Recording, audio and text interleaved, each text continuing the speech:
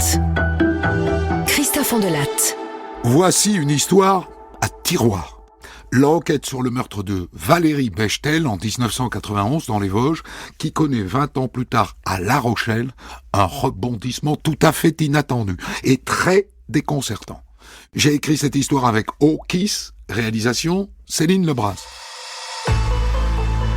Europe 1, Christophe Ondelatte.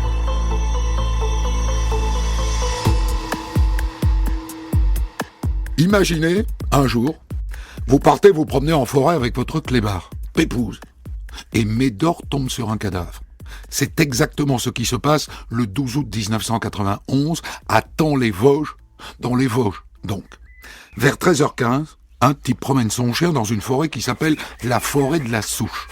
À un moment, le chien flaire quelque chose dans un fossé. Le maître s'approche. Le cadavre d'une jeune femme nue, allongée sur le côté droit, avec un torchon à carreaux étrangement noué autour du cou. Il se trouve que le type est gendarme. Il appelle donc ses collègues. C'est comme ça que ça commence. Quand il arrive sur les lieux, le légiste commence par prendre la température du sous-bois, la température ambiante. 24 degrés. Et sur le corps des mouches, mais pas de larves. Par ailleurs, compte tenu des rigidités cadavériques, je dirais que la mort remonte à 12 heures, 12 heures maximum. 12 heures, ça veut dire qu'elle est morte la nuit dernière, autrement dit dans la nuit de dimanche à lundi. Notez bien ça parce qu'on va y revenir. Autre chose, docteur ? Oui, ces petites piqûres, là. J'en ai compté une 50aine. Des piqûres d'insectes ? Ah non. Pas du tout, je pencherais plutôt pour quelque chose de pointu, un outil, une pointe, quelque chose comme ça. Ça a été fait avant ou après la mort ? Avant son décès, oui, avant son décès. Les gendarmes fouillent la forêt. Ils ne trouvent rien, pas la moindre trace. Juste une empreinte de pneu sur un chemin près du cadavre. Elle a dû être déposée là par une voiture. Hey, vous pouvez me faire un moulage de ces traces-là ? Il est vrai qu'on est tout près de la nationale 57. Le meurtrier n'a pas eu à s'écarter de la route longtemps pour se débarrasser du corps. À l'Institut médico-légal de Strasbourg, le légiste complète ses premières constatations. Bon, elle a été étranglée. Je dirais en deux temps. D'abord avec les mains et dans un deuxième temps avec le torchon retrouvé autour de son cou. Elle a été violée, docteur ? Non, en revanche, on trouve des traces de cannabis et un tout petit peu d'alcool dans son sang. Pas grand-chose, 0,12 g.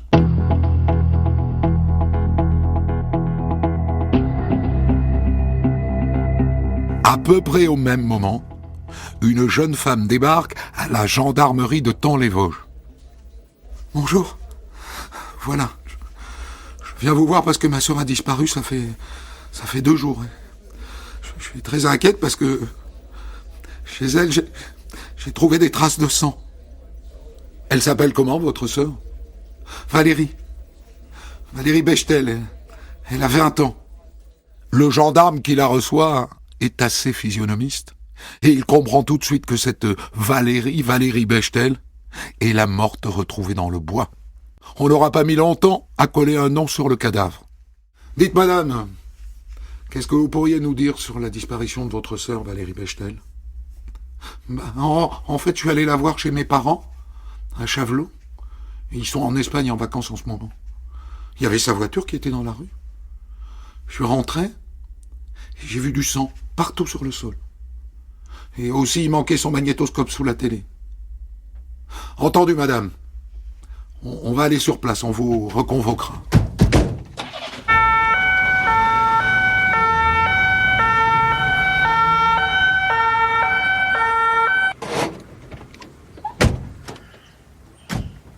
On va rentrer par la porte de garage. Regarde, la vitre est cassée.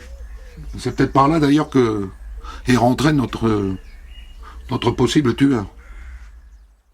Bon, aucun doute, elle a été tuée ici, la gamine. On a des traces de sang qui partent de sa chambre, qui descendent l'escalier jusqu'au garage, et de là, on peut imaginer qu'il la charge dans sa voiture, et qu'il l'amène donc dans la forêt de la Sauge.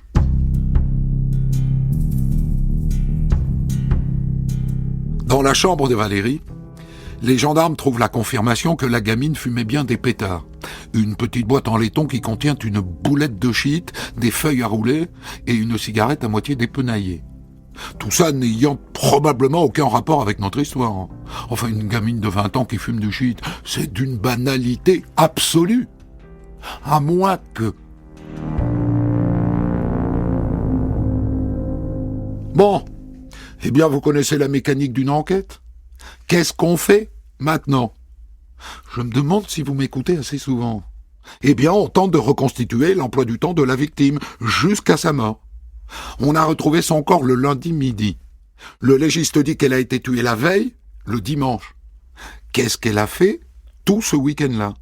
Le samedi soir, par exemple. Eh bien, le samedi soir, elle était avec un de ses copains qui habite aussi à Thaon-les-Vosges. Et ce copain raconte la soirée aux gendarmes. Elle est arrivée chez moi samedi, vers 5h30. On avait décidé d'aller au resto à Épinal, un chinois. Et donc elle a laissé sa voiture et puis on a pris la mienne. Et on est allé dîner. À quelle heure est-ce que vous êtes arrivé au restaurant chinois? Il devait être pas loin de 8h. Qu'est-ce que vous avez mangé? Ce qu'on a mangé? C'est important?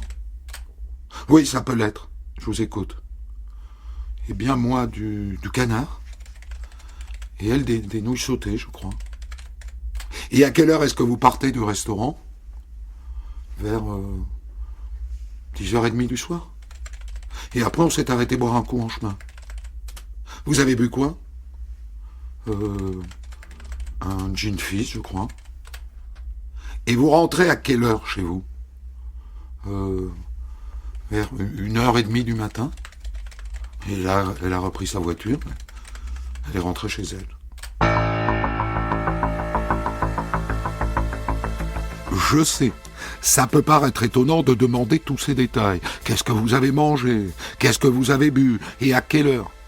Mais en vérité, c'est essentiel pour l'enquête. Parce que ces informations sont à croiser avec les résultats de l'autopsie. Et notamment avec l'analyse de ce qu'on appelle le bol alimentaire, le contenu de l'estomac. Au cours d'une autopsie, l'estomac est systématiquement retiré et ouvert. Et son contenu versé dans une coupelle. Je connais des légistes qui commencent par le renifler. Et après, ils regardent le niveau de digestion. Car la mort, évidemment, interrompt la digestion. Et donc, quand on sait ce que la personne a mangé et à quelle heure, et qu'on compare ça au niveau de digestion des aliments, en l'occurrence des nouilles sautées, retrouvées dans l'estomac de Valérie, eh bien on peut savoir précisément quand elle est morte. Capito, dans la bouche du légiste de cette affaire, ça donne ça. Alors au vu de l'état des nouilles dans son estomac, la digestion est très très peu avancée. Vous me dites qu'elle a quitté le restaurant à 22h30 ? Alors je dirais qu'elle est décédée dans la nuit de samedi à dimanche, quelque part, entre 2h et 5h du matin. D'accord. Vous remarquerez au passage que, sur place, le lundi, le même légiste, au vu des rigidités cadavériques et du niveau de colonisation du corps par les insectes, situait la mort de Valérie vers 1h, 2h du matin, dans la nuit du dimanche au lundi. Et là, il nous dit non, ça n'est pas dans la nuit du dimanche au lundi qu'elle est morte, c'est la nuit précédente, celle du samedi au dimanche. La médecine légale est une science exacte, mais pas trop. Et maintenant, qui? Les gendarmes tombent sur une première piste, qui est le beau-frère. Enfin, l'ex-beau-frère, l'ex-mari de sa sœur. Il paraît qu'il en pinçait pour Valérie. Il est donc placé en garde à vue, et il reconnaît que... C'est vrai qu'elle me troublait. Je l'avais vue à poil une ou deux fois. Je dois reconnaître que si elle m'avait proposé de baiser, j'aurais pas dit non. Mais il a un alibi la nuit du meurtre. Donc ça n'est pas lui. Exit le bof. Alors peut-être un des nombreux amis de Valérie. Une bande avec laquelle elle faisait la teuf régulièrement, bibine et pétard, et avec lesquels elle baisouillait de ci de là. C'est une piste à creuser, ça. Un de ses ex, Yann, par exemple, que tout le monde appelle la grenouille. Il est nerveux depuis la mort de Valérie. À quelle heure êtes-vous rentré chez vous, monsieur, le samedi soir 2 heures du matin, je crois. Et là, les gendarmes établissent qu'il ment. Il est rentré chez lui à 5 heures du mat. Mais il n'y a pas que Yann qui est bizarre depuis le meurtre de Valérie. Il y en a aussi un autre de ses ex, Raphaël. Il est d'autant plus intéressant qu'il sort de tôle. Oh, pas pour meurtre, hein. Pour trafic de cannabis, il a pris 6 mois. Et les gendarmes le trouvent bizarre lui aussi. Alors, de manière informelle, ils l'interrogent. Est-ce que vous savez quelque chose? Est-ce que vous avez une piste? Et là, Raphaël lance un pavé dans la mare. Moi, je pense savoir qui a volé le magnétoscope. Ah bon? Et qui, d'après vous? Yann. Enfin, en tout cas, je sais qu'il en cherchait un de magnétoscope. Et d'ailleurs, j'avais donné le contact d'un gars que je connais qui deal des magnétoscopes. Donc je me dis que peut-être c'est lui, quoi. Raphaël vient de balancer son copain Yann. Et pas un copain parmi d'autres, hein. Son meilleur copain. Enfin, son ex-meilleur copain, parce que depuis quelque temps, depuis le meurtre de Valérie, en vérité, ils ne se parlent plus. Les gendarmes se disent « on est près du but ». Alors, cette fois-ci, pour leur coller un coup de pression à tous les deux, ils les placent en garde à vue, Yann et Raphaël. Et je vous propose d'assister à leur interrogatoire à tous les deux. Vous n'allez pas être déçus.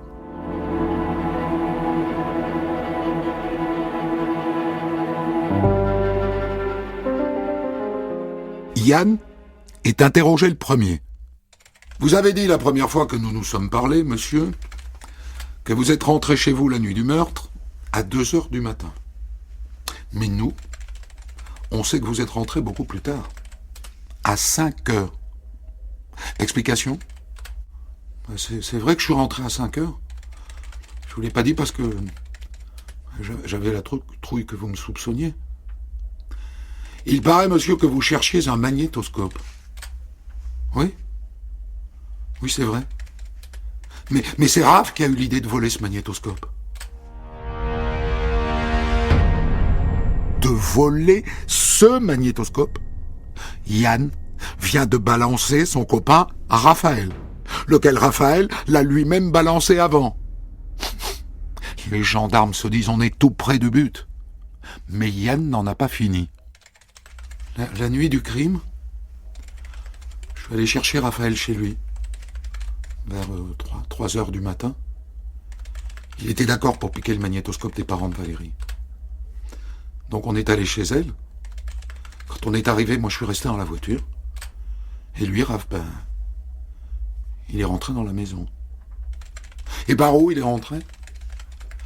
Par le garage.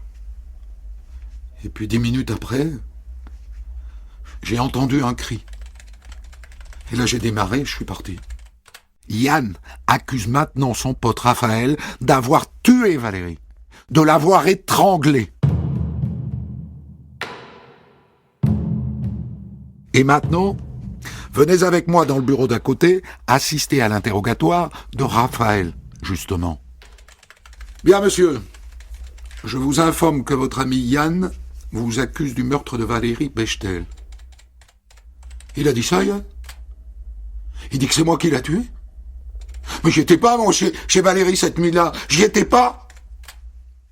Retour dans le bureau d'à côté, où le copain Yann est encore interrogé. Et là, changement de version. Bon, en fait, on est rentrés tous les deux dans la maison. Vous avez dit tout à l'heure que seul votre copain Raphaël était rentré. Oui, mais on y était tous les deux. Moi, j'ai commencé à débrancher le magnétoscope. Et puis là, j'ai entendu crier « Arrête, arrête !» C'était Valérie. Et là, je suis allé dans sa chambre.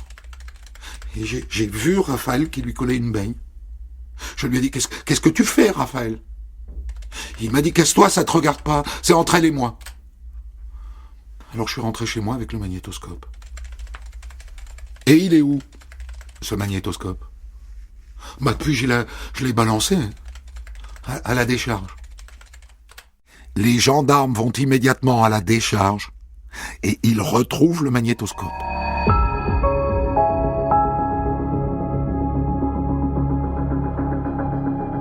Quelques heures plus tard, nouvel interrogatoire de Yann et nouvelle version. En fait, je vous ai dit que j'étais parti. C'est pas vrai, en fait. Je suis revenu. Mais trop tard. Il avait tué Valérie. Et là, qu'est-ce que vous avez fait, alors? J'ai aidé Rafa à transporter le corps. Au bois de la Slouche. Oh là là! Ces changements permanents de version, c'est pénible. Confronté à ce nouveau scénario, Raphaël, lui, ne bouge pas d'un pouce. J'étais pas là, moi. J'étais pas là. Une dernière chose, monsieur. Voici un objet que sans doute vous connaissez. À quoi sert cet objet? Le gendarme vient de présenter à Raphaël une brochette. Et vous savez que le légiste a trouvé des piqûres sur le corps de Valérie, peut-être fait avec un objet piquant, avec une brochette. Ça sert à piquer les gens. Bilan de cette partie de ping-pong. Ils sont tous les deux inculpés pour meurtre, on disait comme ça à l'époque, et tous les deux écroués. Et à la juge d'instruction maintenant de tenter d'y voir plus clair.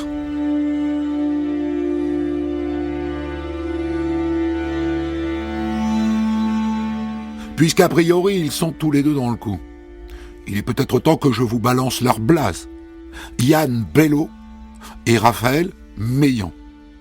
Alors maintenant, mettons-nous à la place de la juge. À la lecture du dossier et des différents interrogatoires, qu'est-ce qui émerge? Eh bien d'abord que Yann Bello est un gringalet. Si c'est lui qui a tué, il n'a pas pu transporter le corps tout seul. Donc au minimum, Raphaël Meillan l'a aidé. Il a beau dire qu'il n'était pas là, la juge ne peut pas le croire. Alors que Yann Bello, lui, il reconnaît qu'il était sur place. Et donc il est plus crédible. À ce stade, le dossier accuse plutôt Meillan et réduit Bello à un rôle de complice dans l'évacuation du corps. Pour tenter de démêler le vrai du faux, la juge organise une reconstitution. Évidemment, Meillan qui nie n'a rien à dire, logique. Alors que Bello assume sa part. Et donc il montre comment il a débranché le magnétoscope, et puis il s'en va, et puis il revient, et puis il montre comment il a aidé à mettre le corps dans la voiture.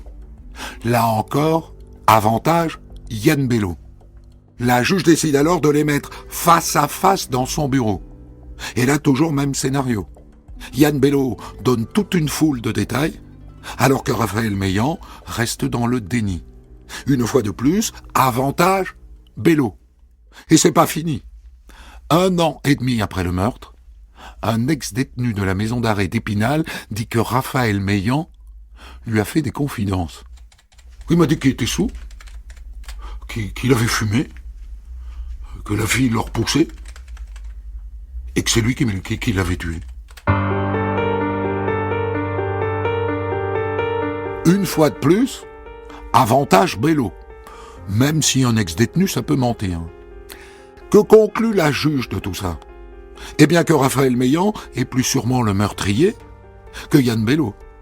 Et donc Yann Bello est libéré sous contrôle judiciaire, alors que Raphaël Meillan reste en prison.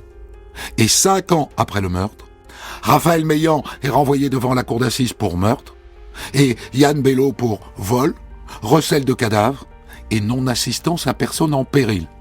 Gros avantage, Bello.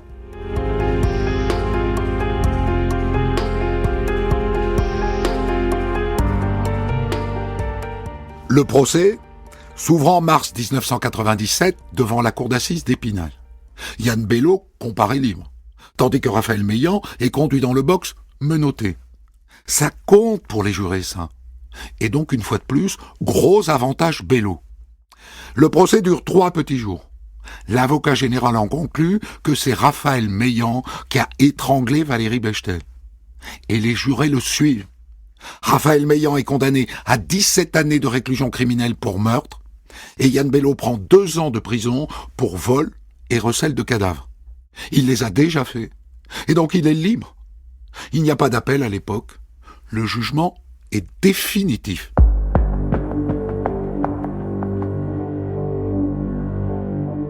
Mais depuis sa prison, Meillan continue de clamer qu'il est innocent. Il prend une nouvelle avocate, une vedette de la radio et de la télévision, maître Sylvie Noakovic, acolyte de Julien Courbet. Elle dépose une première requête en révision. Refusée. Pas assez d'éléments nouveaux. Elle dépose une deuxième requête en révision. Rejetée, elle aussi. Bon ben voilà, c'est cuit pour Meillan. Il n'a qu'à purger sa peine de prison. Et logiquement, après 9 ans, c'est-à-dire à la moitié de sa peine, il est remis en liberté conditionnelle. Mais il dit toujours qu'il est innocent du meurtre de Valérie Bechtel. Nouvelle demande de révision.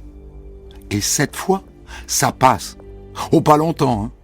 La commission de révision finit par conclure que non, il n'y a pas de raison de douter de la culpabilité de Raphaël Meillan.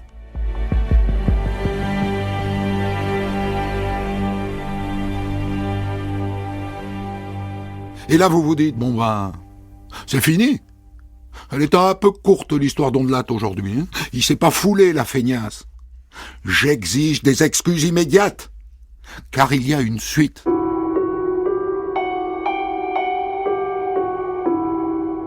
Vingt ans après le meurtre de Valérie Bechtel à La Rochelle, une jeune fille de 24 ans, Charlène, est retrouvée morte dans son appartement. Elle est nue, elle a été rouée de coups sur tout le corps et le visage, et elle a été étranglée, d'abord avec les mains, et ensuite avec une serviette de bain. Et vous savez quel est le nom de cette fille ? Charlène Bello. C'est la femme de Yann Bello, innocenté il y a 20 ans du meurtre de Valérie Bechtel. Incroyable rebondissement. Alors répétez-le à voix haute. Je vous entends, hein. Ondelat n'est pas une feignasse. Bien. Charlène et Yann Bello étaient en instance de divorce. Il est interpellé à la sortie d'un restaurant passablement bourré et en possession de la carte bancaire de sa femme morte. Il est placé en garde à vue. J'avais plus un radis. Alors j'ai voulu emprunter de l'argent à Charlène, elle n'a pas voulu. Alors on s'est engueulé, et puis on s'est battu, à coups de pied, à coups de poing. Et puis à un moment, la tête de Charlène a heurté le sol. Elle saignait pas mal. Disons que ça nous a calmés. Alors on a pris une douche, tous les deux.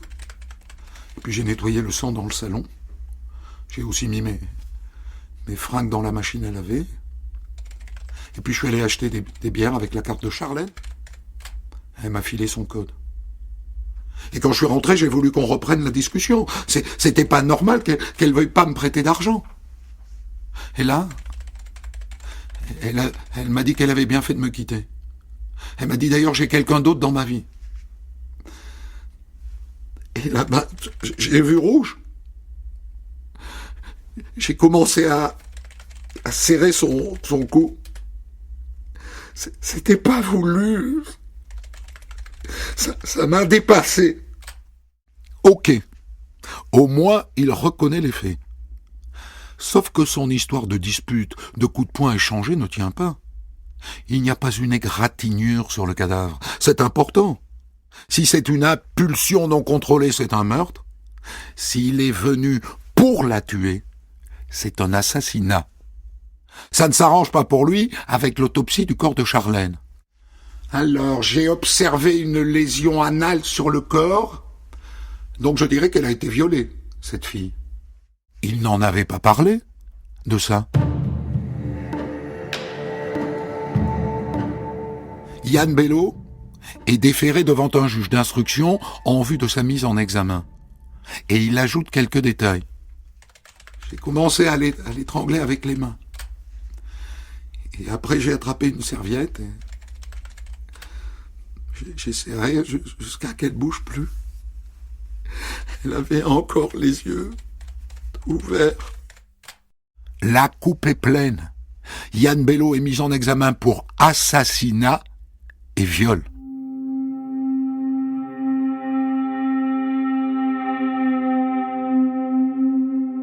Et évidemment, les journalistes s'emparent de cette histoire, à cause de la serviette qui rappelle le torchon qui a servi à étrangler Valérie Bechtel il y a 20 ans. Est-ce que finalement, ça n'est pas Yann Bello qui a tué Valérie Bechtel ?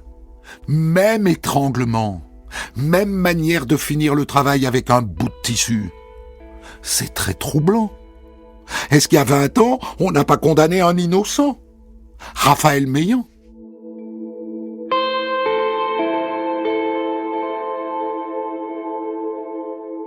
Son avocate, en tout cas, maître Novakovic, se jette sur l'occasion, comme la vérole sur le bas clergé. Nouvelle requête en révision, la 4e.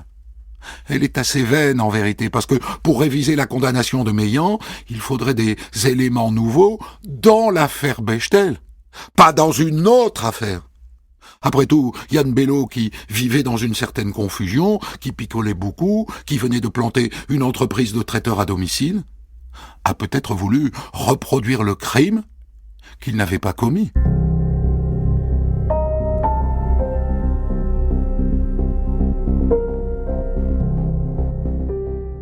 Le procès de Yann Bello pour le viol et le meurtre de sa femme s'ouvre devant les assises de Saintes le 8 octobre 2014. Lui continue de dire qu'il a agi sous l'effet d'une pulsion. Mais l'avocat général n'y croit pas. Charlène l'avait quitté pour un autre homme. Il ne le supportait pas. Il a prévu de la tuer. Et il la tue.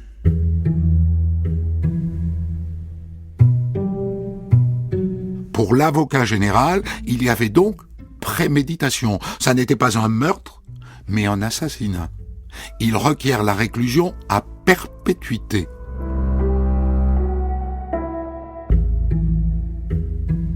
Après 3h30 de délibéré, Yann Bello est finalement condamné à 25 ans de prison.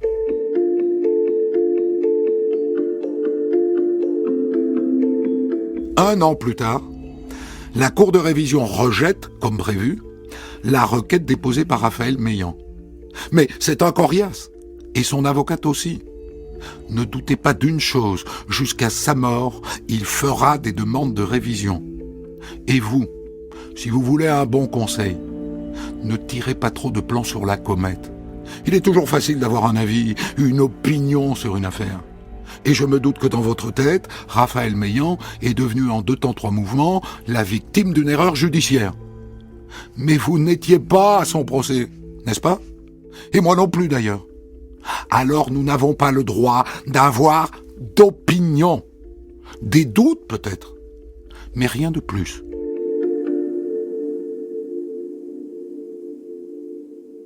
Ne partez pas tout de suite. J'ai encore quelque chose à vous dire. Si les affaires criminelles vous intéressent, vous aimez sûrement aussi les séries télé inspirées de faits divers réels comme Le Serpent sur Netflix ou l'histoire du tueur en série Karl Sobrage. Alors je vous recommande l'écoute d'un podcast qui consacre son dernier épisode aux séries True Crime. Le podcast s'appelle Seriland et vous le trouverez sur Apple Podcast, sur Deezer, sur Spotify ou sur votre plateforme habituelle d'écoute. Des centaines d'histoires disponibles sur vos plateformes d'écoute et sur europe1.fr.